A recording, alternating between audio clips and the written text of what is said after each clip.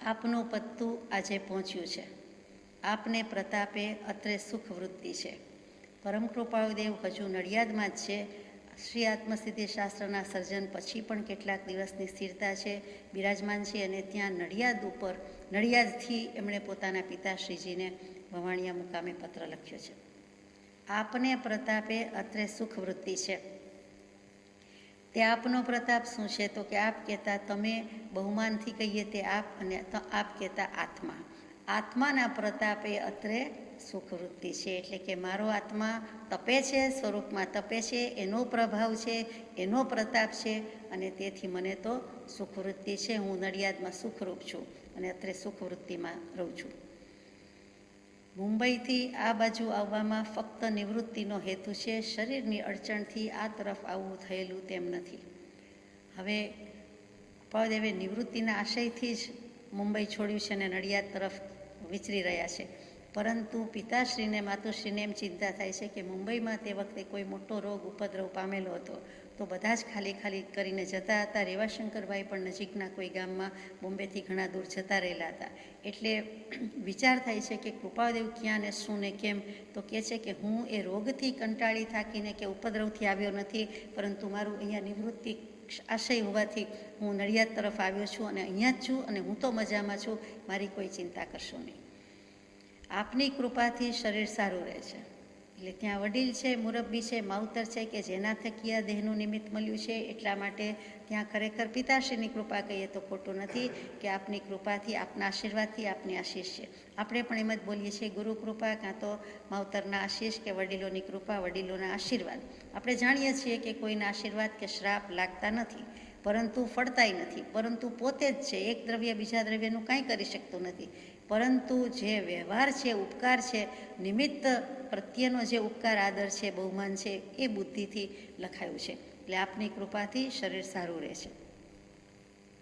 મુંબઈમાં રોગના ઉપદ્રવને લીધે આપની તથા રેવાશંકરભાઈની આજ્ઞા થવાથી આ તરફ વિશેષ સ્થિરતા કરી. મુંબઈથી રેવાશંકરભાઈએ પણ જણાવ્યું કે હજુ હમણાં આવવા જેવું નથી, એટલે ન આવો તો ચાલશે, ન આવો તો સારું વગેરે. અહીંયા માવિતરને પણ ચિંતા થાય છે, એટલે કહે છે કે જ્યાં છો ત્યાં સારું હશે અને તેમ જ કરજો. હમણાં બોમ્બે જવાની, મુંબઈ પહોંચવાની ઉતાવળ રાખશો નહીં. અને તે સ્થિરતામાં આત્માને નિવૃત્તિ વિશેષ કરી રહી છે. કેટલું લોકી લખે છે. એમ લખે છે કે અહીંયા આત્મસિદ્ધિ શાસ્ત્રનું સર્જન થઈ ગયું. મોટો ગ્રંથ, મોટું વોલ્યુમ, મોટું પુસ્તક, મહામૂલ્યવંતું, જે મારે જગતના જીવોને લખવું હતું, આપવું હતું, એ લખી દીધું, આપી દીધું. એવું કાંઈ લખતા નથી, પણ વિશેષ સ્થિરતા કરી છે શરીરની, અને એ સ્થિરતામાં આત્માની સ્થિરતા પણ વધારે રહી છે. એટલે કે તે સ્થિરતામાં આત્માને નિવૃત્તિ વિશેષ કરી રહી છે. હાલ મુંબઈમાં રોગની શાંતિ ઘણી થઈ ગઈ છે. એ જાણે છે જ્ઞાનમાં બેઠા બેઠા કે તે હવે રોગ એટલો ઉપદ્રવ પામ્યો નથી, હવે નિરાશ થઈ ગઈ છે, શાંતિ થઈ ગઈ છે, જવા જેવું થઈ ગયું છે. તો પણ સંપૂર્ણ શાંતિ થયે તે તરફ જવાનો વિચાર રાખ્યો છે. અને ત્યાં ગયા પછી ઘણું કરીને ભાઈ મનસુખને આપના તરફ થોડા વખત માટે મોકલવાનું ચિત્ત છે. અને હું ત્યાં પહોંચું પછી તરત જ લઘુબંધુ નાનાભાઈ મનસુખભાઈને હું આપના તરફ મોકલીશ, જેથી મારી માતુશ્રીના મનને પણ ગોઠશે. એટલે કે બાપુજી ઉપર પત્ર છે, એટલે એ જમાનામાં એમ લખાતું, હમણાં સુધી બધા લખતા કે મારી બા, મારા બાને આમ કહેજો. તમારા જ બા છે, સંતાનને ખબર છે, પિતાને ખબર છે, પરંતુ એક લખવાની સ્ટાઇલ હતી, શૈલી હતી, પદ્ધતિ હતી કે મારી બેનને, મારા બેનને આમ કહેજો, મારા મોટા ભાઈને આમ કહેજો, અથવા તો મારા બા કે મારા બાપુજીને આમ કહેવા વિનંતી. એટલે લખે છે કે મારી માતુશ્રીના મનને પણ ગોઠશે. માને હંમેશા મોહ બુદ્ધિ હોય એમ સામાન્ય રીતે કહેવાય. એટલે પછી લઘુબંધુ છે, નાના દીકરા છે, મનસુખભાઈ છે, તો કૃપાળુદેવ અને મનસુખભાઈ બે ભાઈઓ, એમાં મોટા અને નાના, એટલે બેયનું મહાત્મ્ય છે, બેયની રીતે છે. તો પણ એમ કહે છે કે હમણાં તે મુંબઈ છે, એટલે મનમાં ઉત્પાત થતો હશે કે આ માંદગીનો ઉપદ્રવ છે અને તે બાજુ છે, તો હવે હું એને પણ મોકલી દઈશ. આપને પ્રતાપે નાણું મેળવવાનો ઘણું કરીને લોભ નથી. નાણું શું?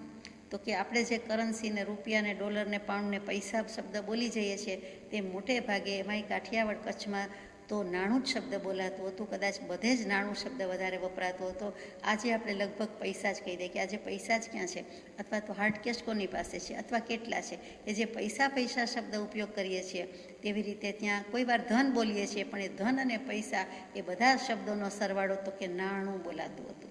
કે જેમાં અણુ માત્ર રાગ રાખવા જેવો નથી, ન અણુ પણ તેમ છતાં એમાં જ ઢગલાબંધ રાગ હોય છે તે. એટલે નાણું શબ્દ મજાનો છે, તો કે નાણું એટલે પૈસો, નાણું એટલે લક્ષ્મી, ધનલક્ષ્મી કહીએ છીએ તે, સંપત્તિ કહીએ છીએ તે. માત્ર કરન્સી કે નોટ નહીં, કોઈ પણ રીતે સંપત્તિ કહેવાતી હોય તે બધી રીચી સમૃદ્ધિ સંપત્તિ નાણાંમાં આવી જાય. અને સાથે સાથે નાણું એટલે જેને સિક્કા સંગ્રહવાનો શોખ હોય, જેને લગડી રાખવાનો શોખ હોય, એ પણ નાણું જ કહેવાય. 5 નાણું છે, 5 લગડી છે કે એવું તો લગડી સિક્કા બોલવાની બદલે પણ નાણું શબ્દ વપરાતો આપણે જાણીએ છીએ. એટલે આ નાણું તો કે અહીંયા તો સીધી સાદી વાત છે કે પૈસાનો કે લક્ષ્મી વધારે ભેગી કરવાનો કે દ્રવ્ય ઉપાર્જનનો મને મોહ નથી, લોભ નથી. આપના પ્રતાપે, પાછું પિતાશ્રીને કહે છે કે આપને પ્રતાપે, એટલે આપણે કહીએ ને કે ન સમજતા હોય તો પણ આપણે એમ કહીએ કે તમે તો સમજુ છો ને, એટલે વધારે શું કહેવાનું હોય. એટલે ન સમજતા હોય તે પણ સમજે કે મને સમજવું કયું, હવે તમારે સમજણ રાખવી જ પડશે.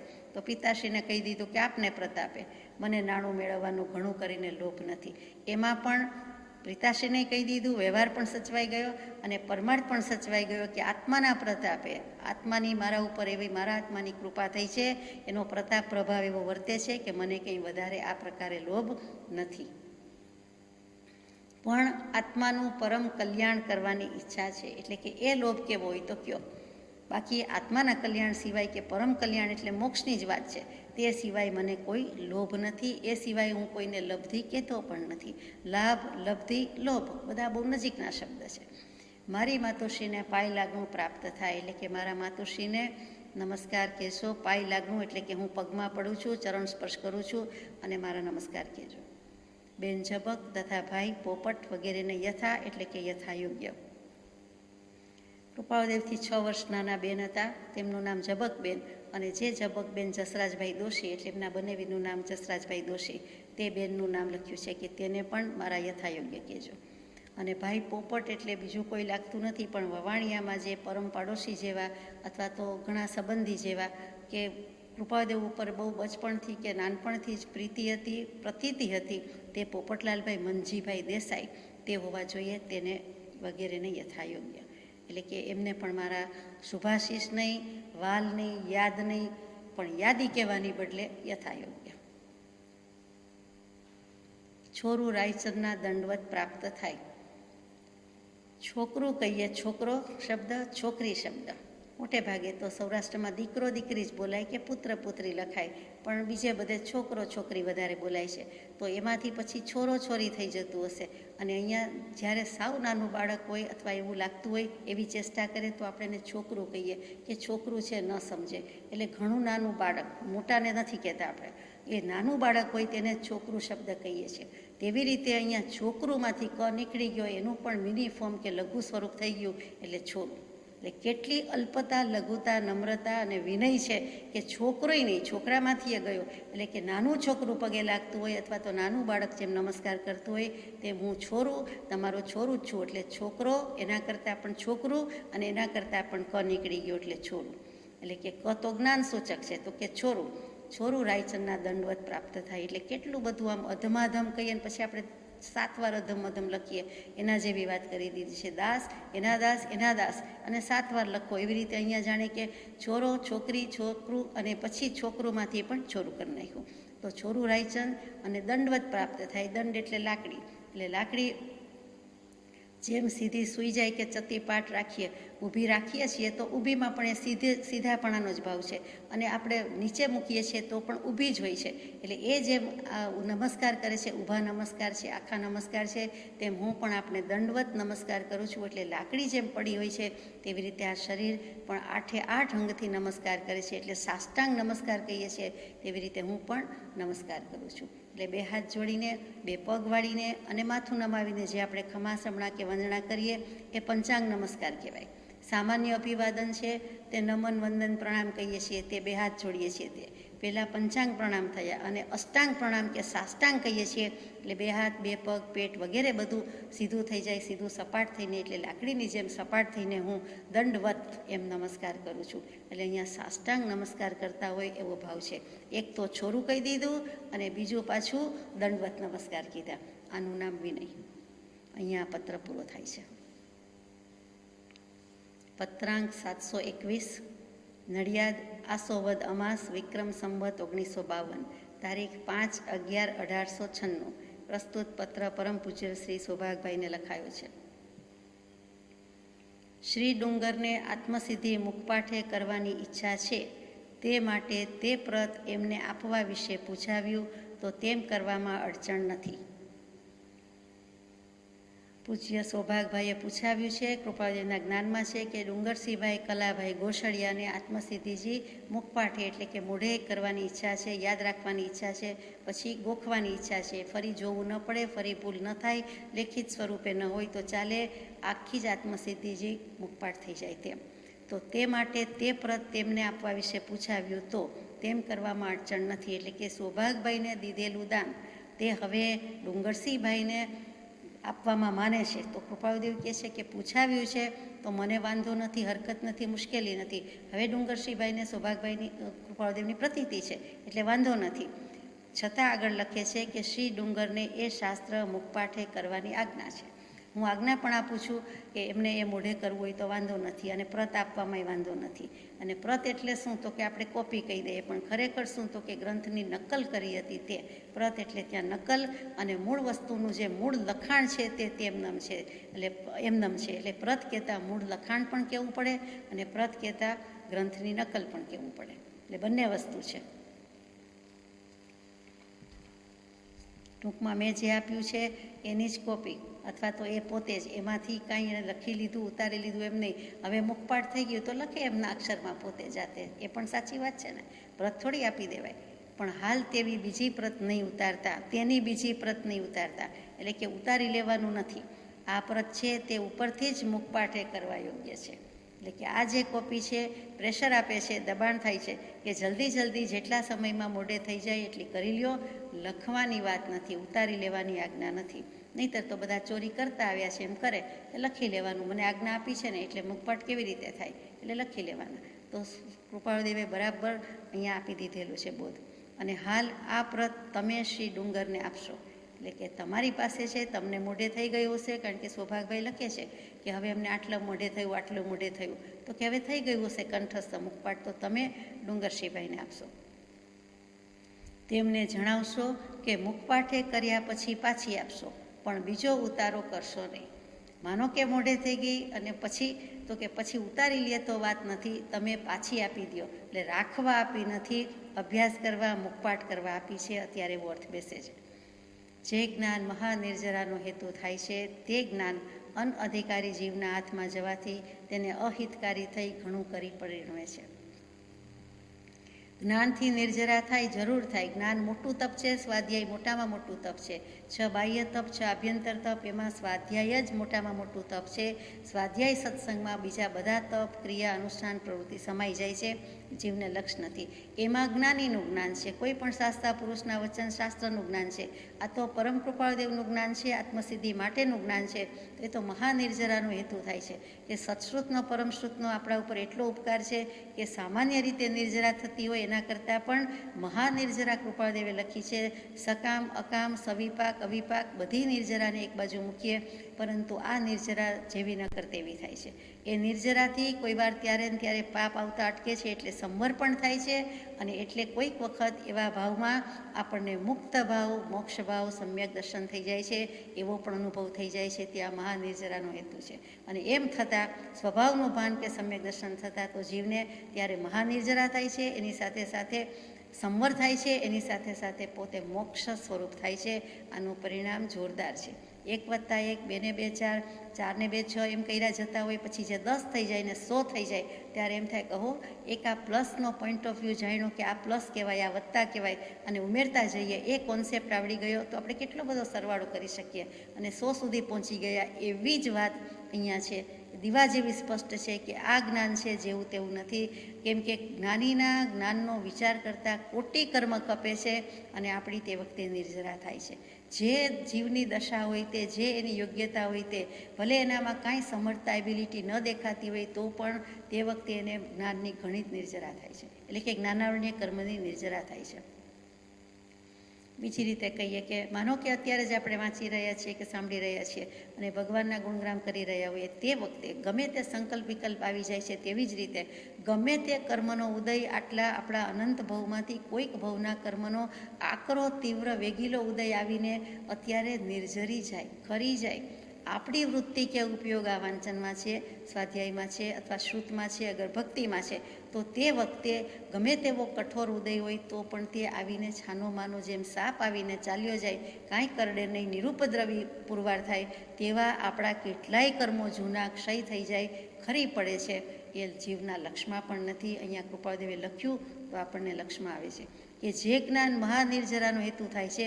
શ્રી આત્મસિદ્ધિ શાસ્ત્ર સમજાય કે ન સમજાય તો પણ નિર્જરા રૂપ છે, નિર્જરાના કારણ રૂપે છે, હિત રૂપે છે. અને તે જ્ઞાન જો અપાત્ર અનઅધિકારી જીવના હાથમાં જાય, અપાત્ર છે, કુપાત્ર નથી કહેવું, પણ હજુ યોગ્ય થયો નથી, સુપાત્ર થયો નથી, તો અપાત્રના હાથમાં જવાથી તેને અહિતકારી થઈ ઘણું કરી પરિણમે છે. જ્યાંથી છૂટવાનો રસ્તો ત્યાંથી બંધાઈ જાય. ભગવાને અહીં તો મારી દલીલ ઉડાડી દીધી, આ દર્શનની વાત તો આમ કરી નાખી, આ તો સમજાતોય નથી, અથવા આમાં શું નવું કીધું છે, એમ જુદા જુદા ભાવ કે વિકલ્પ કરે. એટલે કે છે અધિકારી હોય તો જ સુપેરે એને પરિણમશે, સમ્યક રીતે, રૂઢી રીતે, ભલી રીતે કલ્યાણ થશે, નહીં તો એનું કલ્યાણ થવાનું નથી, પણ સત્પુરુષથી સન્મુખ થવાના બદલે એ વિમુખ થશે, પરાંગમુખ થઈ જશે. માટે એને બીજા કોઈને આપવા જેવું નથી. બહુ જ વિચારવા જેવો મુદ્દો છે કે જ્યાંથી છૂટવાનું હોય ત્યાંથી બંધાવાનું થાય. શીખવાડે તો કે પછી શું થાય, તો કે મેરી બિલ્લી મુજસે મેં, એ જ સામા થાય.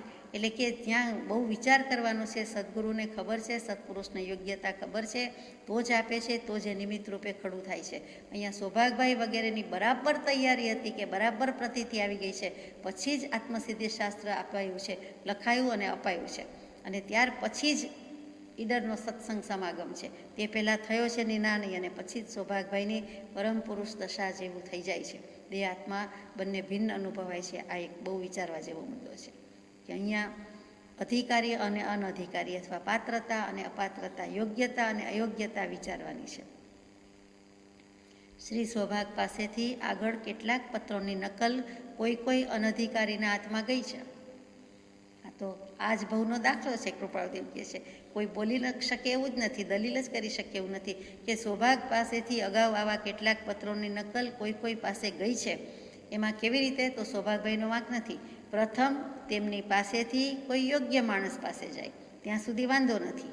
સૌભાગભાઈ આપ્યું હોય ત્યારે યોગ્યતા જાણીને આપ્યું છે, પણ પછીથી તે માણસ પાસેથી અયોગ્ય માણસ પાસે જાય એમ બનવાનો સંભવ થયેલો અમારા જાણવામાં છે. એટલે કે સૌભાગભાઈએ કે કોઈએ જણાવ્યું હોય કે ન જણાવ્યું હોય, અંબાલાલભાઈએ પણ કહ્યું હોય કે ન કહ્યું હોય, પણ કૃપાળદેવ કહે છે કે અત્યાર સુધી નથી કહ્યું, પણ અમારા જ્ઞાનમાં છે, અમારા જાણવામાં છે કે તમે યોગ્ય રીતે આપ્યું હશે, પણ ત્યારે સલાહ શિખામણ નહીં આપી હોય કે બીજાને આપવાનું નથી, કેમ કે એ કડવાશ આવી જાય, ખારાશ આવી જાય કે મને ના પાડે છે. એટલે ત્યાં પોતે બચી જાય, એટલે પોતાને બચાવવા માટે થઈને દોષમાં પડ્યો. પોતાને ખબર નથી કે હું ઊંડા કૂવામાં જાઉં છું, પણ ઊંડા પાણીમાં ઉતરી જાય છે. તો કૃપાળદેવે ચોખ્ખું કીધું કે આવું અગાઉ બનેલું છે, હકીકત છે. આત્મસિદ્ધિ સંબંધમાં તમારા બંનેમાંથી કોઈએ આજ્ઞા ઉપરાંત વર્તવું યોગ્ય નથી, એ જ વિનંતી. આત્મસિદ્ધિ ઇન્ટુ ઇન્વર્ટેડ કોમાસ છે, અવતરણ ચિહ્નમાં. એટલે કે જે શાસ્ત્ર લખાયું, અપાયું છે, જેની ભેટ આપી છે તેમાં તમારા બંનેમાંથી કોઈએ, એટલે સૌભાગભાઈએ કે ડુંગરસિંહભાઈએ, કોઈએ આજ્ઞા ઉપરાંત વર્તવું યોગ્ય નથી. આજ્ઞા પ્રમાણે વર્તવાનું છે, આજ્ઞા અનુસાર વર્તવાનું છે. આજ્ઞાની ઉપરવટ થવા જેવું નથી. ઉપરાંત એટલે ઉપર અંત. આપણે કહીને આટલી વસ્તુ લાવવાની છે, આ ઉપરાંત આ વસ્તુ પણ લાવવાની છે, અથવા તદ ઉપરાંત તેમ પણ કરવાનું છે. તો જે બધું લખ્યું હોય, બધું કહ્યું હોય, પછી વળી આપણી છેલ્લી લટકાની વધારાની કાંઈક સલાહ સૂચના શિખામણ હોય, અથવા તો છેલ્લું કાંઈક આપણી કોમેન્ટ્સ હોય, એ જેમ ટેવ પડી ગઈ છે તેમ જ કહે છે કે અહીંયા આજ્ઞા ઉપરાંત એટલે ઉપર અંત, એનાથી અધિક, એનાથી બહાર, એને વડોટીને એની મર્યાદા મૂકીને વધારાનું ડાપણ કરવાનું નથી. એમ આજ્ઞા છે તેટલું જ તે પ્રમાણે વર્તવાનું છે. કપમાં મગમાં જેટલી શક્તિ હોય, કેપેસિટી હોય એટલું જ પ્રવાહી ભરાય કે રેડાય કે વસ્તુ મુકાય. વધારે રેડીએ તો શું થાય આપણે જાણીએ છીએ, બધું બગડે, ઢોળાઈ જાય છે, છલકાઈ જાય છે. તે કપ મગ પણ બગડે, પ્રવાહી પણ બગડે, લિક્વિડ બગડે, જ્યાં હોય મૂક્યું હોય તે ટેબલ વગેરે બગડે વગેરે આપણો અનુભવ છે. અહીંયા પણ બધું બગડી જાય, માટે તમારે આજ્ઞા પ્રમાણે વર્તવાનું છે. પાછું ધીમેકથી લખે વડીલ છે સૌભાગભાઈ, એ જ વિનંતી, આટલી વિનંતી છે. અહીંયા ડુંગરસિંહભાઈને પણ જે લખ્યું છે, સૌભાગભાઈને પણ જે કહેવાનું છે, બંને એક ગાંઠ છે અને બંનેને કૃપાવદી ઉપર સરખી પ્રતીતિ હવે છે. તેમ છતાં પણ આટલું ભગવાને આંતરું રાખ્યું છે કે ડુંગરસિંહભાઈથી રહેવાશે રહી બીજાને આપી દેશે વગેરે, તે ન બને. એટલે આ પ્રમાણે ધ્યાન રાખવાનું છે. પ્રભુશ્રીજીને આત્મસિદ્ધિ જે મળતા શું થયું તે તો તેઓ શ્રી જાણે, પણ આપણને એટલું કહી શકીએ, શબ્દમાં જે વાત આવી શકતી એવી નથી, પણ કે પરમહિત પરમ કલ્યાણ સાધી ગયા. સૌભાગભાઈનું પણ આપણે થોડું ઘણું વાંચ્યું વિચાર્યું, અંબાલાલભાઈનું પણ વાંચ્યું વિચાર્યું. રહી જાય છે ચોથા બળભાગી જેવ પૂજ્ય માણેકભાઈ ગેલાભાઈ ઝવેરી. તો માણેકભાઈ ઝવેરીએ જે અંબાલાલભાઈ પર પત્ર લખ્યો છે આત્મસિદ્ધિજી મળ્યા પછી, તે આપણને શબ્દસહ મળે છે. તો વિચારીએ, વાંચી જઈએ. આસો વદ 11 વિક્રમ સંવત 1952 નડિયાદ. એટલે અંબાલાલભાઈ કૃપાદેવ સાથે અત્યારે હજુ નડિયાદમાં જ છે. આસોવદ એકમના આત્મસિદ્ધિજી લખાયા અને આસોવદ 11ના દિવસે પણ હજુ નડિયાદમાં સ્થિરતા છે. એટલે કે માણેકભાઈ ઝવેરી ત્યાં નડિયાદ મુકામે અંબાલાલભાઈ ઉપર પત્ર લખે છે. પરમ દુર્લભ સત્સંગ પ્રાપ્ત, અનેક ગુણ અલંકૃત ભાઈ શ્રી અંબાલાલભાઈ પ્રત્યે નડિયાદ. વિશેષ વિનંતી કે આપનો કૃપાપત્ર તથા આત્મસિદ્ધિ ગ્રંથ ક્ષુધાતુરને જેમ ભોજન મળે તેવો વાંચતા આનંદ પ્રાપ્ત થયો છે. તમારા તરફથી આત્મસિદ્ધિજી ગ્રંથ તો મળી ગયો છે અને ભૂખ્યાને ભોજન મળે અને એને જે ઝાપટવા મંડી પડે અથવા તો જે ક્ષુધાનું ક્ષમન થાય, જે શાંતિ સંતોષ આનંદ થાય, પેટમાંય થાય, દેહમાંય થાય, મનમાંય થાય, મગજમાં થાય, બધે જ જાણે કે એ ભોજનનો સ્વાદ કે રસ પહોંચી જાય તેવી રીતે બધું પ્રસરી ગયું છે. સરળ ભાષામાં અત્યંત ગંભીરતા દર્શક, જેની ટીકા કે અનુવાદ ખરેખરા જ્ઞાની એટલે કે અનુભવી તથા શાસ્ત્ર જ્ઞાનીથી થાય તેવો આ ગ્રંથ છે. એટલે કે આ ગ્રંથ જેવો તેવો નથી, ખરેખરા જ્ઞાની પુરુષથી જ લખાય અને જેની પાસે શાસ્ત્ર જ્ઞાન પણ હોય, અનુભવ જ્ઞાન પણ હોય તે જ લખી શકે તેવો આ ગ્રંથ છે. એટલે કે પરમ શ્રોત સદગુરુ લક્ષણ યોગ્ય. મને અનુભવ નથી, તેમ શાસ્ત્ર જ્ઞાન પણ નથી અને આ ગંભીર આશયના શાસ્ત્રનો ગ્રંથનો શબ્દાર્થ લખવો અતિ કઠણ છે. એટલે કંઈક એવી વાત થઈ હશે કે આપને જે ઠીક લાગે તે લખજો, આનું પણ ગુજરાતીમાં લખજો અથવા તો શબ્દાર્થ સમજાવજો, લખજો તો સારું. એટલા માટે હવે જવાબ આપે છે. અને આ ગંભીર આશયના શાસ્ત્રનો શબ્દાર્થ લખવો અતિ કઠણ છે, પણ સિંહના પ્રસાદથી જેમ બકરો હાથીના મસ્તક પર બેસી શક્યો હતો, તેમ વિદ્યમાન સદગુરુની સહાયથી આત્મસ્થિતિના અનુવાદ તરીકે દર મેળે 10-10 પાના આપને ઘણું કરી બીડીશ. દર મેળે એટલે રોજ મેળ કહીએ તેમ, એટલે કે ડે બાય ડે, રોજ રોજ, એટલે કે રોજ રોજ લખીશ અને અઠવાડિયે કે 3-4 દિવસે હું બધું મોકલતો રહીશ. બીડીશ એટલે રવાના કરીશ, મેલ કરીશ. મને અનુવાદ તરીકે કંઈ ભાષા જ્ઞાન નથી, માટે તે સંબંધી મારા વિચારોમાં ફેરફાર હોય તો જણાવશો. વારંવાર શ્રીમદ પરમ ઉપકારી સદગુરુ પ્રત્યે મારી વંદના કહેશો. હંમેશ સંભાળ રાખવા વિનંતી કરશો. એટલે હવે જાણે કે પ્રાઇવેટ સેક્રેટરી હોય તેમ અંબાલાલભાઈ પર પત્ર અને અંબાલાલભાઈ થ્રુ જવાનું એ કહેશે કે તમે મારા માટે ભલામણ કરજો, મારી સંભાળ રાખીએ તેવી વિનંતી કરશો. વિશેષ લખવાનું કે આપનો કૃપાપત્ર કારતક સુદ 14 અત્રે વખતસર આવી પહોંચ્યો છે. એ જ પ્રમાણે પત્ર લખવાની મહેરબાની થશે. 1000 વર્ષના તપ કરતાં એક ઘડીના સત્સંગનું ફળ વધારે છે. માત્ર 1000 વર્ષના તપ કરતાં એક ઘડીના સત્સંગનું ફળ વધારે છે. આપને પૂણા 3 માસ સુધી સત્સંગનો લાભ મળ્યો, તેથી પરમાર્થ પ્રાપ્ત થાય તે યોગ્ય જ છે.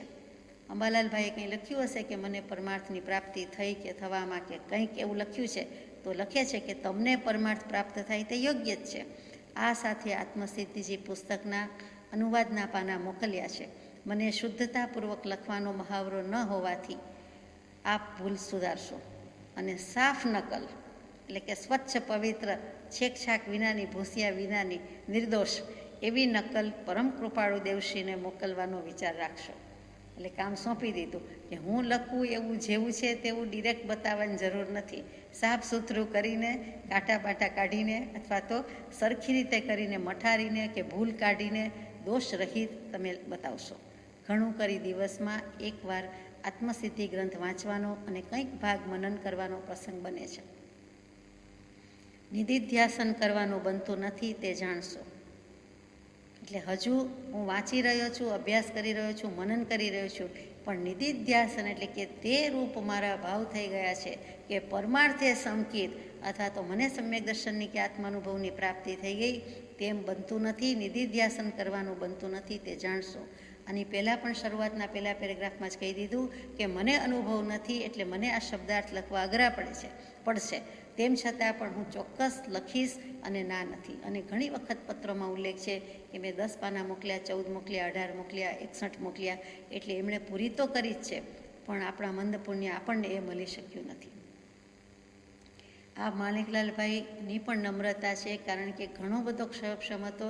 એટલું જ નહીં, કૃપાદેવની આજ્ઞા પણ હતી અને આનંદગંજ 24 પદ વગેરે પણ એમણે સુંદર રીતે લખેલા હતા. આપણને આજે આપણી પાસે નથી, અથવા છપાઈ ગયા હતા પણ આપણી પાસે નથી, એટલે મળી શક્યું નથી. હવે એવી જ રીતે અહીંયા એમને બધું જ શક્ય છે, બધું થઈ શકે તેમ છે, તો પણ કેટલી નમ્રતાપૂર્વક લખે છે કે મને મહાવરો નથી, મારી ભાષા જ્ઞાન નથી. કંઈ ભાષા સાથે થોડા MA PhD કોઈ થયા હોય, પણ તેમ છતાં એટલી નમ્રતાપૂર્વક લખે છે કે મારું ઠેકાણું નથી, કે હું લખી શકીશ કે કેમ, પણ તેમ છતાં જેમ ઉપમા આપી છે કે સિંહના પ્રસાદથી બકરો હાથીના મસ્તક ઉપર બેસી શક્યો હતો, તો મારે માથે ધીંગધણી કૃપાળદેવ બેઠા છે, વિદ્યમાન સદગુરુ છે, તો પછી આત્મસિદ્ધિના પાના હું લખી શકીશ અને મોકલતો રહીશ. લિખિત અંગ સેવક માણેકલાલના દંડવત પ્રણામ. એટલે 4 બળભાગી જીવોને આત્મસિદ્ધિજી પછી જે ભાવના થઈ છે એમાંથી જે મળી શક્યું છે, મનના ભાવ, આત્માના ભાવ તો એમની પાસે ને એમની સાથે જ રહ્યા, એ કોઈ કહી શકવાનું નથી. સર્વજ્ઞ સિવાય, કૃપાળદેવ સિવાય કોઈ જાણી કહી શકે નહીં, પરંતુ એમણે જે કંઈ લેખીની રૂપે મૂક્યું અને જે કંઈ આપણને મળી શક્યું એના આધારે કહી શકીએ કે કેટલો ભાવ છે, કેટલો ઉલ્લાસ છે, કેટલો ઉમંગ છે. જરાય સામાન્યપણું નથી, પણ હાશ મળી ગયું, હવે મારા હાથમાં છે. હવે કૃપાળદેવ કહે છે તારી વારે વાર, કે હવે તને કહી દીધું કે આ જિજ્ઞાસુના લક્ષણ, આત્માર્થીના લક્ષણ, આમ કરે તો વૃત્તિ વહે નિજ ભાવમાં પરમાર્થે સંકિત.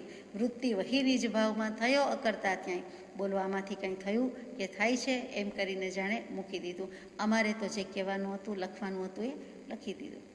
આગળ જઈએ.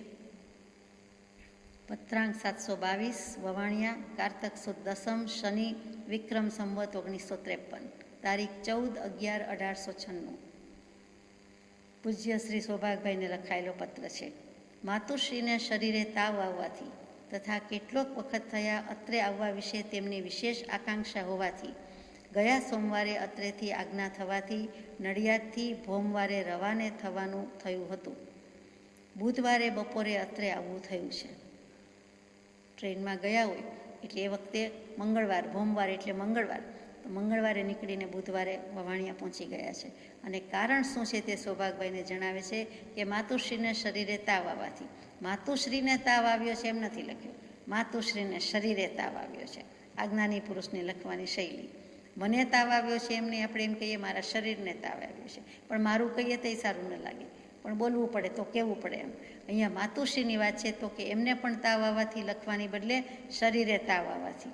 અને કેટલોક વખત થયા હું ત્યાં જાવ એવી એમની ઈચ્છા હતી, આકાંક્ષા હતી, મહેચ્છા હતી. એટલા માટે મને સોમવારે આજ્ઞા થવાથી હું એ આજ્ઞાને વશ થઈને, અધીન થઈને અત્યારે બુધવારે પહોંચી ગયો છું. શરીરને વિશે વેદનીયનું અશાતાપણે પરિણમવું થયું હોય તે વખતે શરીરનો વિપરિણામી સ્વભાવ વિચારી તે શરીર અને શરીરના સંબંધે પ્રાપ્ત થયેલા સ્ત્રી, પુત્ર આદિ પ્રત્યેનો મોહ વિચારવાન પુરુષો છોડી દે છે અથવા તે મોહને મંદ કરવામાં પ્રવર્તે છે. બોધ પણ લખી દીધો સૌભાગભાઈ, અને સૌભાગભાઈ વડીલ છે, મુરબ્બી છે, કહેશે હજુ પત્ર લખ્યો ત્યારે કાંઈ કહેતા નથી કે વવાણિયા જવાનો છું આમ તેમ, અને પછી તમે જતા રહ્યા અને ખબર પણ નહીં કર્યા, ઇન્ફોર્મ નહીં કર્યું, જણાવ્યું પણ નહીં, એટલે તરત જ કૃપાળદેવ સૌભાગભાઈને તે સ્ટાઇલથી લખી દે છે કે આવું કારણ હતું અને માતુશ્રીને તાવ આવ્યો અને અમને આવું કહેવામાં આવ્યું, એટલે પછી હું ત્યાં પહોંચી ગયો છું. પછી કહે છે કે શરીરને વિશે વેદનું અશાતાપણે પરિણમવું થયું હોય. સૌભાગભાઈનો પ્રસંગ પણ નજીકમાં આવી રહ્યો છે. કારતક મહિનો છે, વિક્રમ સંવત 1953, અને જેઠ મહિનામાં એમનો દેહ છૂટી જવાનો છે. કે કૃપાળુદેવ એમને પણ લાગુ પડે. અને બાનો દાખલો છે, માનું દૃષ્ટાંત છે. તો કે વેદીયનું અશાતાપણે પરિણમવું થાય, તાવ આવે કે બીજું કંઈ થાય, ત્યારે શરીરનો વિપરિણામી સ્વભાવ વિચારવો જોઈએ. શરીર પૂતગલ છે, જડ છે. પૂતગલનો સ્વભાવ શું છે? સડન પડન વિધ્વંસન.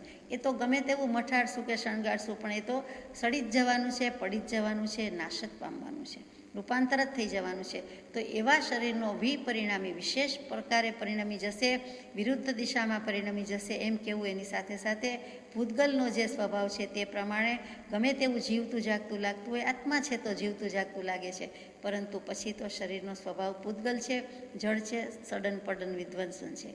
તો એવા અનિત્ય પદાર્થ પ્રત્યે કે આવા પૂતગલના ઢગલા પ્રત્યે અથવા તો કાર્મણ વર્ગણાના ઢગલા પ્રત્યે એનો સ્વભાવ વિચારી, એનો લક્ષણ વિચારી, તે શરીર અને તે શરીરના સંબંધે પ્રાપ્ત થયેલા સ્ત્રી પુત્રાદિક એટલે કે દેહાદિક પદાર્થો, પછી સ્ત્રી હોય, પત્ની હોય, પતિ હોય, પુત્ર હોય, પુત્રી હોય, બધું આવી ગયું. સ્ત્રી પુત્રમાં બધો જ પરિવાર આવી ગયો. તો કે એના પ્રત્યેનો મોહ વિચારવાન પુરુષો છોડી દે છે. મારા માતુશ્રી મારા પ્રત્યેનો, દીકરા પ્રત્યેનો મોહ રાખે છે, તે ઠીક નથી જ, પણ એમણે રાખ્યો છે, ઈચ્છા રાખી છે, મહેચ્છા રાખી છે, અને હું જાઉં છું, એમની આજ્ઞામાં વર્તું છું.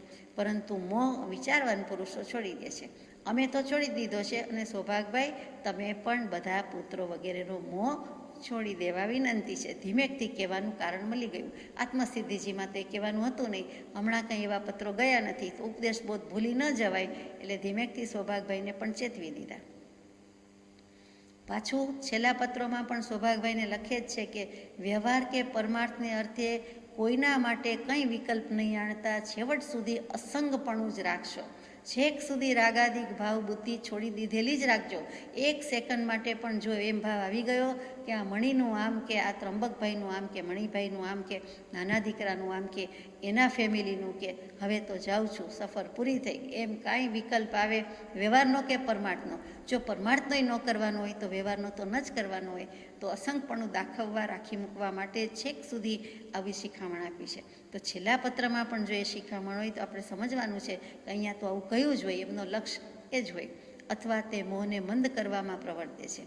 ક્ષય સંપૂર્ણ ન થાય તો મંદ તો કરો. અહીંયા તો સૌભાગભાઈને તો ક્ષય જ કરાવ્યો છે, કેમ કે ક્ષયિક સંકેતની પ્રાપ્તિ મહામુનિવરોને દુર્લભ એવી સમાધિપૂર્વક જેણે નિશ્ચલ દશાથી દેહ છોડ્યો એવા સૌભાગભાઈને પત્ર લખે છે. એ રીતે એને મુકાવવું છે અને મુકાવી રહ્યા છે. એટલે પછી ધીમેકથી લખ્યું કે અથવા, એટલે માતુશ્રી જેવા કે તમારા સિવાયના બીજા બધા જીવો તે મોહને મંદ કરવામાં પ્રવર્તે છે.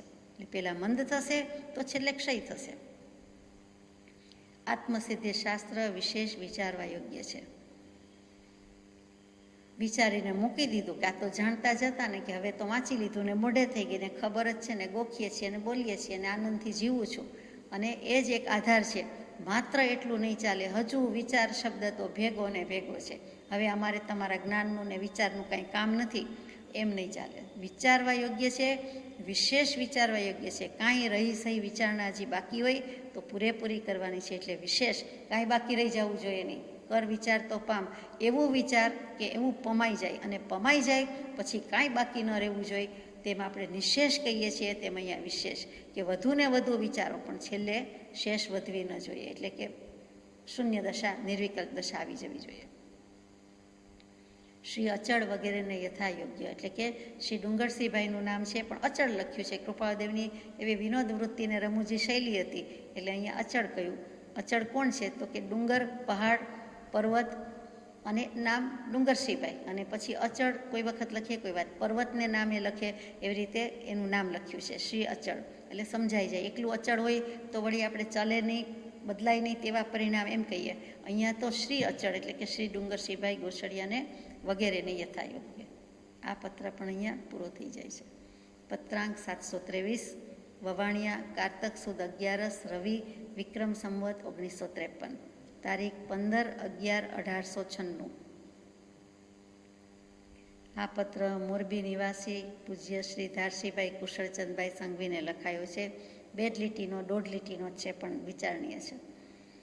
લોકની દૃષ્ટિને જ્યાં સુધી આ જીવ વમે નહીં ત્યાં સુધી, તથા તેમાંથી અંતર્વૃત્તિ છૂટી ન જાય ત્યાં સુધી જ્ઞાનીની દૃષ્ટિનું વાસ્તવિક મહાત્મ્ય લક્ષ્યગત ન થઈ શકે એમાં સંશય નથી આમાં સંબોધન, નથી લિખિત, એમ જ મૂકેલું છે.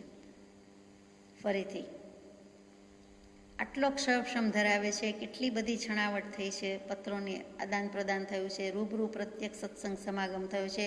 દારશીભાઈને તો કૃપાળદેવના બાલ્યાવસ્થા જે પ્રતિચી છે એના માથે છત્રી ઓઢાડીને ભર બજારમાં લઈ ગયા છે.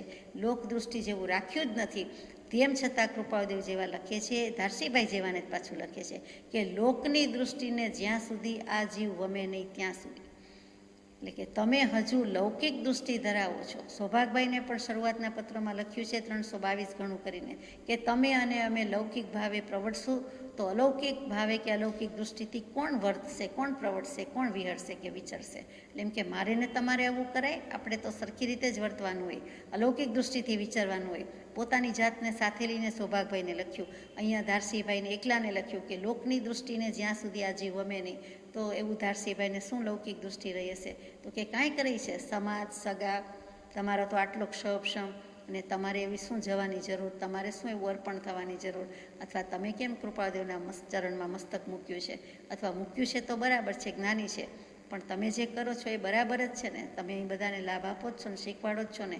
એમ કરીને જે દૃષ્ટિ હતી અને એમને સત્સંગ ગ્રુપમાં પણ બેસતા કરતા, એટલે જુદો સત્સંગ ત્યારે મોરબીના ગ્રુપમાં બેસતા, સાધુ સાધ્વીજી પણ આવતા, એમને પણ ભણાવતા, એ બધું ચાલતું હશે અને એમાં થોડીક ક્યાંક મોટાઈ, માન, મહત્તાનો સ્પર્શ થઈ ગયો છે એવું લાગે છે, જેથી કૃપાળદેવ કહે છે કે હવે છોડો. લોકની દૃષ્ટિને જ્યાં સુધી વમી નહીં નાખો, એટલે કે તમે વોમિટ આઉટ નહીં કરી નાખો, ઓકી નહીં નાખો, ઉલટી જ કરી નાખો, એ એક ભૂલથી જ થઈ ગયું છે. ગળી ગયા છો, દાંતરડા ગળી ગયા છો, દાંતરડા કાઢી નાખો, તથા એમાંથી અંતર્વૃત્તિ છૂટી ન જાય.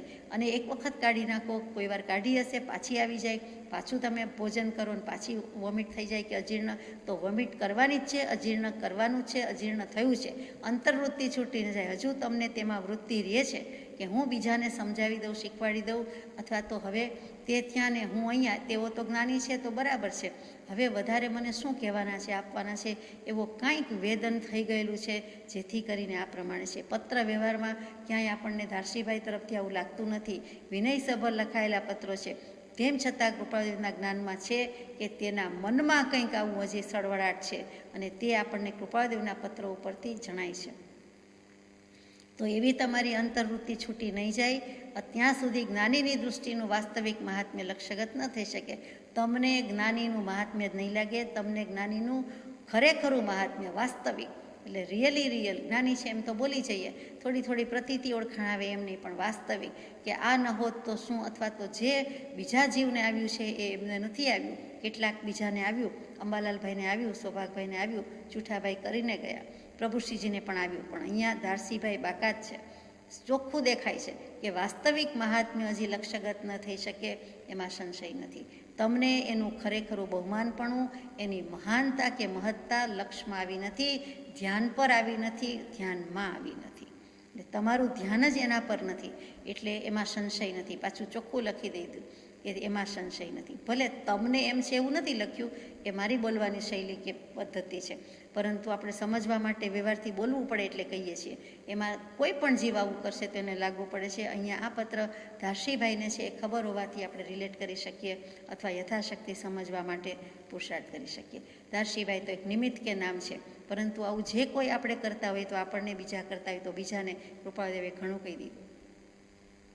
કૃપાળદેવ મહાત્મા, શતાવધાની, કવિરાજ, જ્ઞાની, તીર્થંકર કોટીના, અથવા તો બધા બહુ માને, શ્રદ્ધા, મને પણ એમ થાય કે જ્ઞાની છે, પણ પછી શું, તો કે પછી જે લાભ લઈ લેવો જોઈએ, જે મહાત્મ્ય લાગવું જોઈએ, એ ધ્યાન પર આવ્યું નથી. અને જ્યાં સુધી તમે લૌકિક એટલે કે કુટુંબ સ્વજનના પ્રતિબંધમાં રહેશો, અથવા તો સમાજના રહેશો, અથવા કોઈ પણના, અહીંયા સાધુ સાધ્વીજી વગેરે હોય એ પણ પર સંગ થઈ જાય છે, બીજાનો સંગ છે, તમે એકાંત અસંગમાં રહેવાની બદલે એના સંગમાં પડી જાઓ છો. અને એમને ટેવ હતી, અભ્યાસ હતો, ક્ષમક્ષમ હતો, આડે આવતો હતો, બધા કહેતા હતા કે તમે એમાં શું થઈ ગયું, અમને શીખવાડો તો, અથવા અમને સમાધાન કરાવો તો શું વાંધો છે.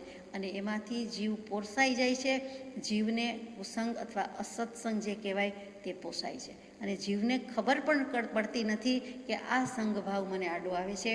સંગ એટલે સોબત, સહચાર્ય, સંગાત, સંગ એટલે રાગાદિક ભાવ. આ બધામાં મને પણ રાગના અંશ ઉમેરાતા જાય છે, એમાંથી અંકુરા ફૂટતા જાય છે, એ જ ઝાડ ઉગતા જાય છે, એ ભૂલી જાય છે, એના લક્ષમાં નથી. તો કૃપાળુદેવે આ 2 લીટીમાં એને લક્ષ પર લાવ્યા છે. કેટલાય પત્રોમાં ઠપકો આપ્યો છે, એમાંનું આ એક વધારાનો.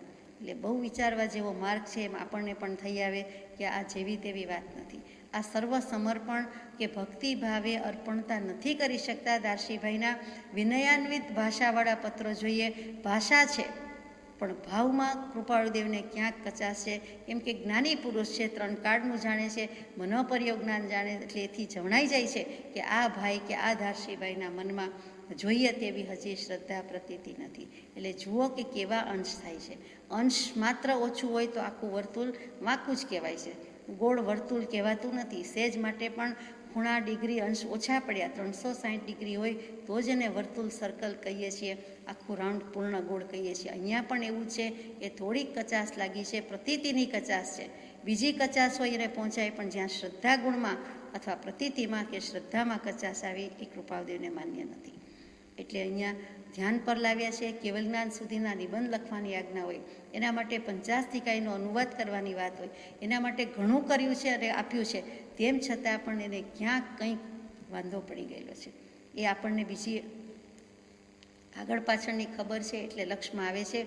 પ્રભુશ્રીજી પાસે જ્યારે આવ્યા હતા ત્યારે પ્રભુશ્રીજીએ પણ કહ્યું કે એ તો કૃપાળુદેવે જે કહ્યું હોય તે, બાકી તો મંત્ર સ્મરણ છે તે કરાય, બાકી હું કાંઈ કહી શકું નહીં. એમણે કાંઈ વધારાનું કહ્યું નહીં કે માર્ગ આમ છે કે આમ કરીએ તો આમ થાય, નહીં. કૃપાળુદેવને જે ઠીક લાગ્યું હતું ત્યારે એમને જે કહી શક્યા અને જે તમે લઈ શક્યા તે બરાબર છે.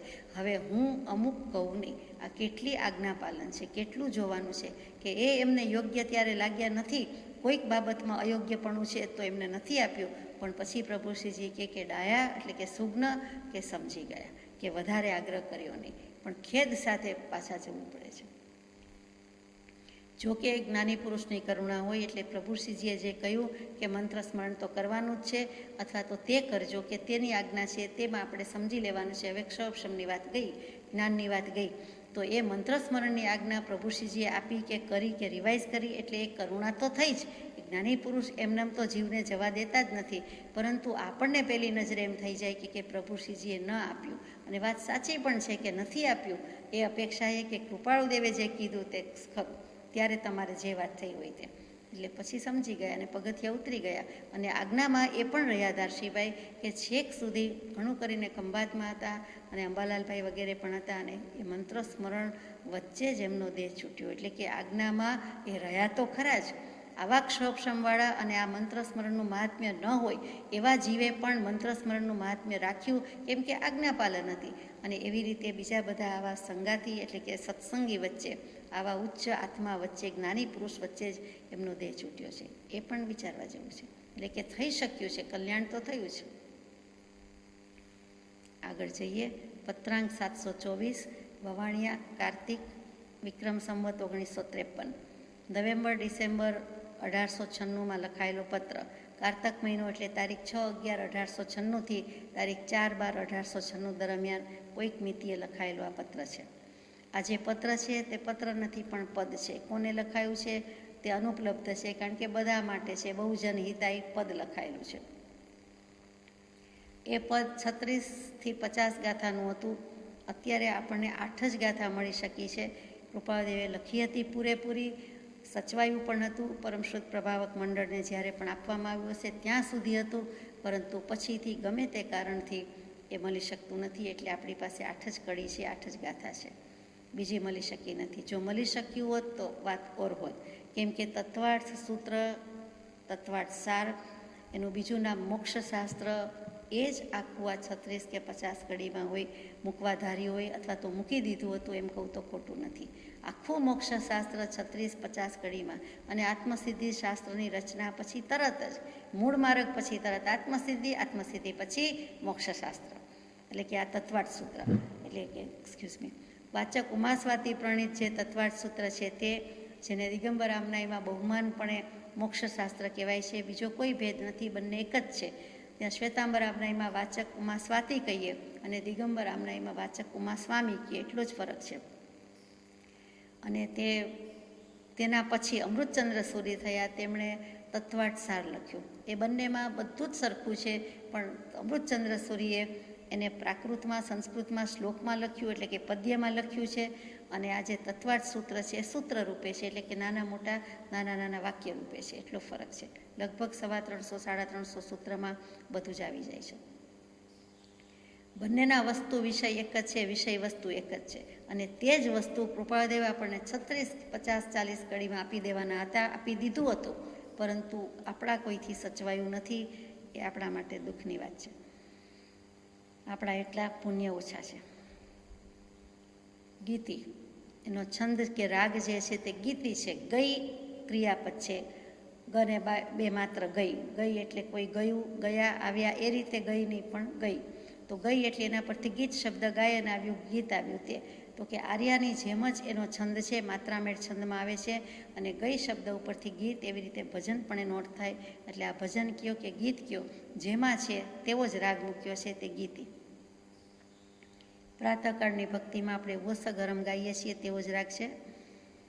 પંથ પરમ પદ બોધ્યો જેહ પ્રમાણે પરમ વિતરાગે, તે અનુસારી કહીશું પ્રણમીને તે પ્રભુ ભક્તિ રાગે. મૂળ પરમ પદ કારણ સમ્યક દર્શન જ્ઞાન ચરણ પૂર્ણ, પ્રણમે એક સ્વભાવે શુદ્ધ સમાધિ ત્યાં પરિપૂર્ણ. આને આર્યા કહેવાય, અથવા તો આને ગીતી કહેવાય. એટલે બંને એક જ છે. ગીતી કહો કે આર્યા કહો, એ નહીં જેવો અંદર નામનો ફેર છે. આપણને કોઈ ફેર પડતો નથી રાગમાં, પણ માત્રામેળ છંદ છે. આગળ જઈએ. પહેલી કડીમાં જ માર્ગ મૂકી દીધો છે. પંથ પરમપદ બોધ્યો. પરમપદ મોક્ષે જવાનો જે પંથ પ્રરૂપ્યો છે, કે આપ્યો છે, કે બોધ્યો છે, ઉપદેશ્યો છે, જેહ પ્રમાણે પરમ વિતરાગે, જે વિતરાગ થઈ ગયા તે, તો કે છદ્મસ્થ વિતરાગે 11મા 12મા ગુણસ્થાનક વર્તી મુનિએ નથી આપ્યો, પણ પરમ વિતરાગે આપ્યો છે. એટલે 13મા 14મા ગુણસ્થાનકે વર્તા 14મે ગુણસ્થાનકે પણ કંઈ કરવા પણ રહ્યું નથી. એટલે કે 13મે ગુણસ્થાનકે વર્તા કેવલી પ્રભુએ વિતરાગે, પરમ વિતરાગે જે માર્ગ આપ્યો છે તે. અને કેવલીને પણ આપણે એકલું વિતરાગ કહીએ તો પરમ વિતરાગ એટલે દેવાધિદેવ, તીર્થંકર દેવ, સર્વજ્ઞ દેવ, જેણે દેશનામાં, એટલે કે તીર્થંકર દેવ જ સાધુ સાધ્વી શ્રાવક શ્રાવિકા સંઘ, ચતુર્વિધ સંઘનું પ્રવર્તન કરે, અને ગણધર દેવ હોય તે ગૂંથે વગેરે. તો કે પરમ વિતરાગ કહેતા અહીંયા દેવાધિદેવ, સર્વજ્ઞ દેવ ભગવાન. તેણે જે માર્ગ બોધ્યો છે તે પંથ પરમપદ બોધ્યો જેહ પ્રમાણે. જેહ એ જૂની ગુજરાતીમાં જેહ લખાતું, ઘણા વર્ષો સુધી લખાતું. નાનાલાલ કવિ થઈ ગયા, દલપતરામભાઈ કવિના દીકરા. એ નાનાલાલ દલપતરામ કવિ, એટલે તે યુગ સુધી જે લખાતું, એટલે કે 200 વર્ષ પહેલાં પણ એવું લખાતું. હજુ પણ આપણે જે સ્વરૂપમાં ઘણીવાર એમાં ઇટ સાઉન્ડ્સ લાઈક ધેટ, આપણે જે બોલીએ તો પણ એમાં હ જ આવે, છેલ્લે એચ જ આવે, બીજો કોઈ ન આવે. તમે વિચાર કરી જોજો. એવી જ રીતે જે અને તે, એટલે તે બોલીએ એમાં હ હોય જ પાછળ. તો કે અહીંયા જે ને તે છે, અહીંયા ચોખ્ખું લખ્યું છે જે, એટલે કે આપણને અલંકાર કે એ બધી છંદની રીતે પણ બેસે છે. જે કહેતા જે જ છે. તે અનુસરી કહીશું. અમે તો તે માર્ગને અનુસરનારા છીએ, ફોલો કરનારા છીએ, એની પાછળ પાછળ જવાવાળા છીએ. અમારે કાંઈ નવો માર્ગ કહેવાનો નથી. જે કાંઈ છે તે ઉદ્ધારીને અમે કહીએ છીએ. કેવી રીતે કહીએ છીએ? તો કૃપાળદેવ કહે છે, મંગલાચરણ જ કેટલું સુંદર.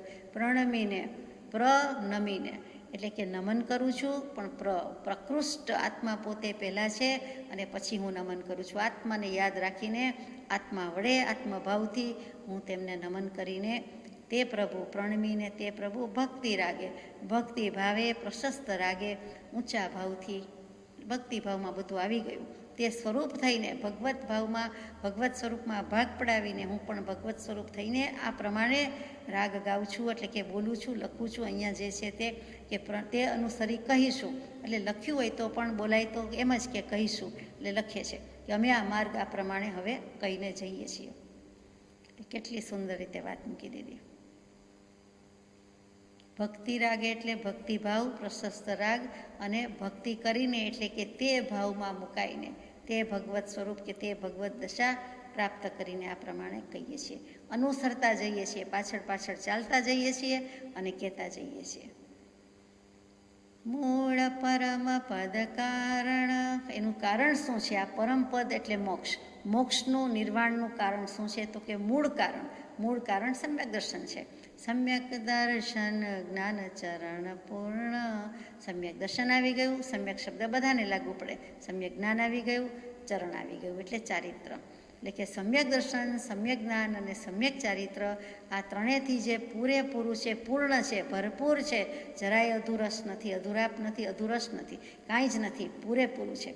અને તેને પ્રણમે એક સ્વભાવે, એને હું નમન કરું છું, વંદન કરું છું. કેવી રીતે? તો કે એક સ્વભાવે આ ત્રણેય તત્વ કે ત્રણેય રત્ન, સમ્યક દર્શન, સમ્યક જ્ઞાન, સમ્યક ચારિત્ર, એ અભેદ સ્વભાવે પરિણમે છે. એટલે એકી સાથે રહેલા છે. એક હોય તો જ અભેદ હોય, ને અભેદ હોય તો એક જ થયું. એક શબ્દનો અર્થ જ અભેદ.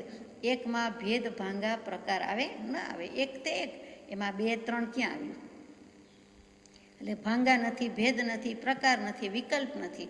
વિકલ્પ ને ભાંગા ને ભેદનો શબ્દ ભેદનો અર્થ છે. એટલે ભેદ કહેતા પ્રકાર, ભાંગા, વિકલ્પ. તો અહીંયા અભેદ સ્વભાવે છે, એટલે કે એક જ સ્વભાવે છે એમ કેવું છે. તો આત્મ સ્વભાવ લખવાની બદલે એક સ્વભાવ લખ્યું, ને એક લખ્યું એટલે બધા સ્વભાવ જેમાં સમાઈ ગયા કે અભેદ સ્વભાવે છે. એમાં કોઈ પ્રકાર ભાંગા છે જ નહીં. વસ્તુ આખી જ છે, અખંડ દ્રવ્ય છે આત્મા, અને એક સ્વભાવે અભેદ સ્વભાવે પરિણમે છે. શું પરિણમે છે? સમ્યક દર્શન, સમ્યક જ્ઞાન, સમ્યક ચારિત્ર. શુદ્ધ સમાધિ ત્યાં પરિપૂર્ણ. ત્યાં શુદ્ધ સમાધિ થાય છે. કેવી સમાધિ? શુદ્ધ તો સમ્યક દૃષ્ટિ નહીં હોય તો કેવી છે? તો કે પરિપૂર્ણ શુદ્ધ. એટલે પરિપૂર્ણ જ્ઞાને, પરિપૂર્ણ ધ્યાને, જે શાંતિનાથ ભગવાનની સ્તુતિ કરી છે. સંપૂર્ણ જ્ઞાન, કેવલ જ્ઞાન, પરિપૂર્ણ જ્ઞાન. આત્માની સંપૂર્ણ શુદ્ધિ છે, અને સિદ્ધિ પણ સંપૂર્ણ છે. જેટલી શુદ્ધિ તેટલી સિદ્ધિ. તો સંપૂર્ણ શુદ્ધિ ત્યાં સંપૂર્ણ સિદ્ધિ. આત્માની સિદ્ધિ અને છેવટની સિદ્ધિ, એટલે કે છેવટની દશા 13મા ગુણસ્થાનકે જે થાય છે તે કેવલ જ્ઞાન, તેવી સમાધિ, તેવી પૂર્ણ નિર્વિકલ્પ સમાધિ અહીંયા પરિપૂર્ણ થાય છે. કેમ કે ત્રણે ત્રણ રત્નની પ્રાપ્તિ થઈ ગઈ.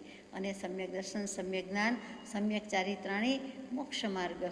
મોક્ષશાસ્ત્રનું તત્વાર્થ સૂત્રના 10 અધ્યાયનું પહેલા અધ્યાયનું પહેલું સૂત્ર જ પ્રારંભ જે છે એ સમ્યક દર્શન, જ્ઞાન, ચારિત્રની એકતાને મોક્ષ માર્ગ કહેવામાં આવે છે.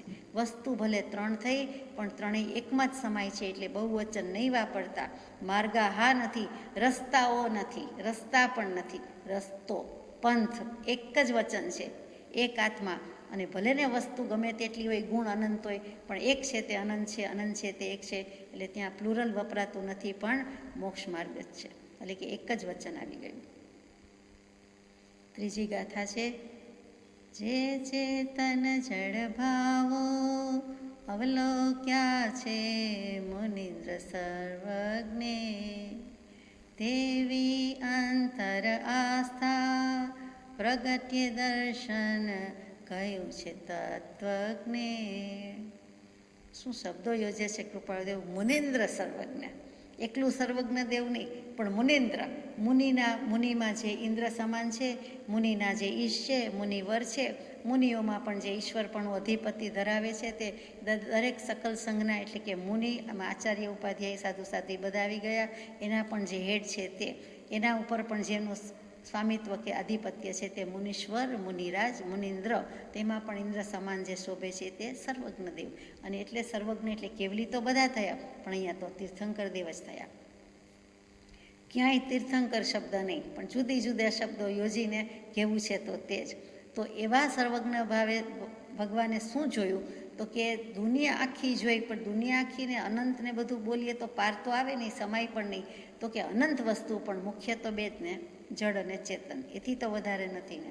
બેમાં જ બધા ભાગ પાડ્યા ને. એટલે જે ચેતન જળ ભાવો, મુખ્ય બે જ છે. તો ચેતનનું ચેતન જાણે, જળનું જળ જાણે. તો બંનેના ભાવો, બંનેના લક્ષણ, બંનેને ભાવ છે, ઉપયોગ એક ચેતનને છે.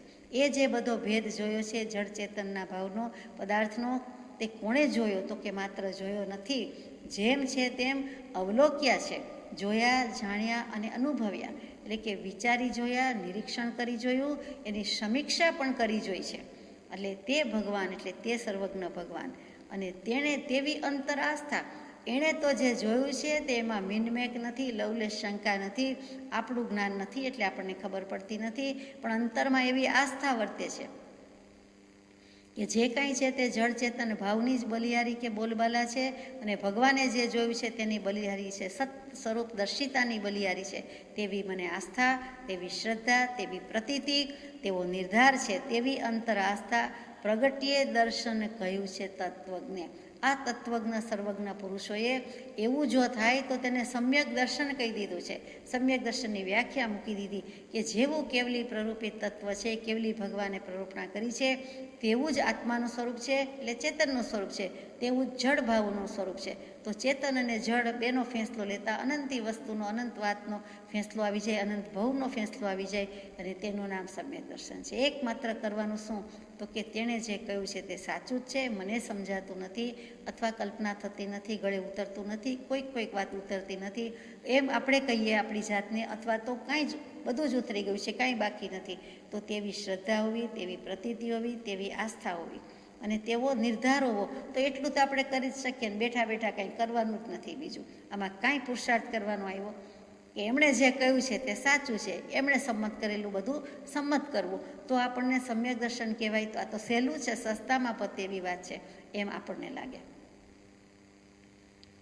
પણ જેમ છે તેમ આપણે સ્વીકારતા નથી. શ્રદ્ધા પરમ દુલ્લાહ કઈ છે એ પ્રશ્ન પણ ત્યાં જ રહે છે. અત્યારે આગળ જઈએ. ચોથી ગાથા છે: સમ્યક પ્રમાણપૂર્વક તે ભાવો જ્ઞાન વિશે ભાસે, સમ્યક જ્ઞાન કહ્યું તે સંશય વિભ્રમ મોહ ત્યાં નાસીએ. હવે અઘરું આવ્યું થોડું, કે હવે સમ્યક જ્ઞાનની વ્યાખ્યા આપી છે. તો કે સમ્યક જ્ઞાન કોને કીધું છે? તો કે પહેલાં સમ્યક પ્રમાણપૂર્વક તે ભાવો જ્ઞાન વિશે ભાસે, એટલે કે જે સર્વજ્ઞ દેવને જળચેતન ભાવો ભાસ્યા છે તેવા જ ભાવો આપણને પણ ભાસે. તો કેવી રીતે ભાસે?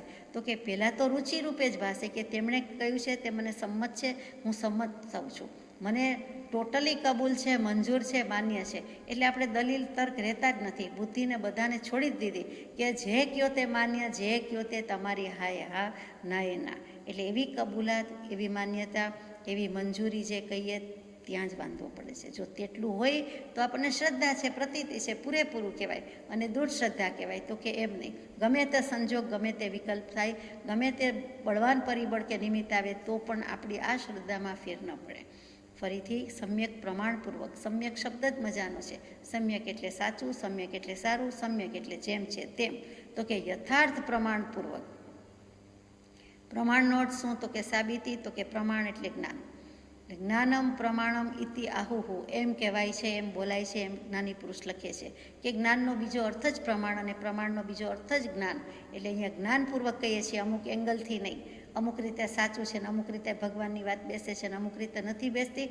આપણે કઈ રીતે કહી શકીએ કે અમુક રીતે વાત બેસે છે ને અમુક રીતે નથી બેસતી? એટલે આપણે વાતમાં આવું આવી જ જાય છે, તો કે ત્યાં ભૂલ થઈ જાય છે. જેમ છે તેમ જ છે, મને સમજાતું નથી એમ કહેવું જોઈએ. તો કે સમ્યક પ્રમાણપૂર્વક, સમ્યક જ્ઞાનપૂર્વક, યાથાર્થ્યપૂર્વક, યથાર્થ જ્ઞાનની રીતે તે ભાવો જ્ઞાન વિશે ભાસે, આપણને પણ તે રીતે જ જ્ઞાન ભાસે, તો સમ્યક જ્ઞાન તેને કહેવામાં આવે છે. અને એમાં 3 દોષ નથી હોતા: સંશય દોષ, વિભ્રમ દોષ અને મોહ દોષ. આ 3 દોષ ત્યાં નાશ પામે છે. તો સંશય દોષ એટલે શું? તો બહુ જ ટૂંકમાં લઈએ કે વૃક્ષનું ઠૂઠું છે કે માણસ ઊભું છે એવું અંધારામાં આપણને ઘણીવાર સંશય થાય છે, દેખાતું નથી અથવા ઓળખી શકતા નથી. તો તે વખતે સંશય, મનમાં ખબર પણ પડે છે કે અત્યારે આ ટાઈમે કોઈ માણસ ન હોય, ઝાડનું ઠૂઠું જ છે, વૃક્ષનું ઠૂઠું જ ઊભું છે. કોઈ વખત એમ થાય કે વૃક્ષનું ઠૂઠું જ હતું પણ અત્યારે માણસ જ છે એવું લાગે છે, ચોક્કસ અત્યારે કોઈક ઊભેલું છે, નક્કી થઈ શકતું નથી. તો એ સંશય દોષ છે. પછી વિભ્રમ દોષ શું છે? તો કે છીપમાં ચાંદી લાગે છે, છીપલું નહીં, છીપ. તો કે છીપમાં ચાંદી ખબર છે કે ન જ હોય તો પણ એમ થાય કે નાને આને ગળાવીએ તો ચાંદી નીકળે ખરી, મોંઘી થઈ ગઈ છે, થોડીક ચાંદી તો હોય જ આમાં. પણ એમ નથી, છીપમાં ચાંદીનો મોહ થાય છે, ભ્રમ થાય છે, તેનું નામ વિભ્રમ દોષ છે. અને ત્રીજો જે છેલ્લો દોષ છે તે વિમોહ દોષ રહી. તે વિચારવા જેવો છે કે ચાલતા ચાલતા કોઈ વસ્તુનો સ્પર્શ થઈ જાય પણ ખબર પડતી નથી કે કઈ વસ્તુ છે. તો એ પણ એક જાતનો વિમોહ દોષ છે. કંઈક ટચ થયું પણ ખબર નહીં, જીવડું હતું, પથ્થર હતો કે કાંઈક જનાવર જંતુ હતું, કાંઈ ખબર પડતી નથી. તો એ પણ આપણને ત્યાં વિભ્રમ દોષ કહેવાય. એવી જ રીતે વિમોહ દોષ કહેવાય. એવી જ રીતે કોઈક વખત દિશા ભૂલી જવાય કે આપણે ઈસ્ટમાં જતા હતા, વેસ્ટમાં જતા હતા, આગળ જતા હતા, પાછળ જતા હતા, તો એ વખતે દિશાભાન રહેતું નથી, એ પણ વિમોહ દોષ કહેવાય. અને સૌથી છેલ્લે કે દ્રવ્ય ગુણ પર્યાયપણે આપણે જાણી શકતા નથી, અને જ્યાં સુધી તેમ જાણી શકતા નથી ત્યાં સુધી જ્ઞાન સમ્યક નથી. 3 દોષ સહિતનું જ્ઞાન છે તે મિથ્યા જ્ઞાન છે. એટલે કે સંશય, વિભ્રમ અને વિમોહ દોષ વિનાનું જ્ઞાન તે સમ્યક જ્ઞાન. સજાત્મ સ્વરૂપ પરમ ગુરુ.